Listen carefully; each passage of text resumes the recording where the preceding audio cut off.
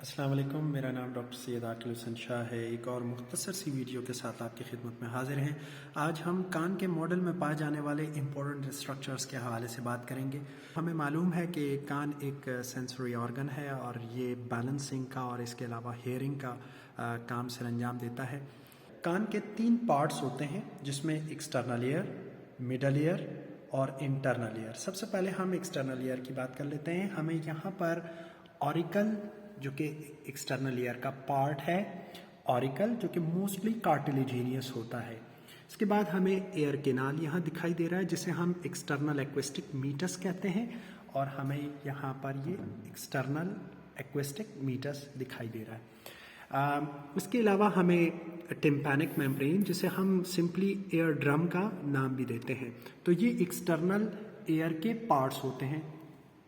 Auricle जिसे external पिना कहते हैं, एयर केनाल और एयर ड्रम जिसे हम टिम्पैनिक मेम्ब्रेन कहते हैं। ये 3 मेन इसके पार्ट्स हैं एक्सटर्नल ईयर के। अगर हम मिडल ईयर की तरफ आते हैं तो इसमें हमें टिम्पैनिक कैविटी में 3 बोन्स जिसे हम ऑडिटरी ऑसिकल्स कहते हैं हमें यहाँ पर देखने को मिलते हैं, जिसमें मेलियस, इनकस और अंदर की तरफ स्टेपीस। ये 3 बोन्स हमें यहाँ पर देखने को मिलती हैं। इसके साथ ऑसिकल्स के मसल्स भी यहाँ पर पाए जाते हैं, लेकिन इस मॉडल में हमें वो दिखाई नहीं दे रहे। अगर हम इनर ईयर की बात करते हैं तो इनर ईयर को हम 2 पार्ट्स में डिवाइड करते हैं।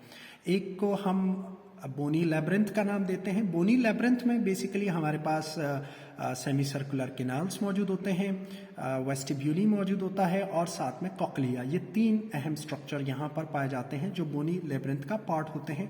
इसी में जो कि मेम्ब्रेनस लैब्रिंथ होते हैं, यहाँ पर सेमी सर्कुलर डक्ट्स और वेस्टिब्यूली में यूट्रिकल और इसके अलावा सिक्यूली मौजूद होता है और कॉक्लियर डक्ट्स यहाँ पर कॉक्लिया में पाए जाते हैं जो मेम्ब्रेनस लैब्रिंथ का पार्ट होता है। हमें यहाँ पर वेस्टिब्यूलो कॉक्लियर नर्व दिखाई दे रही है।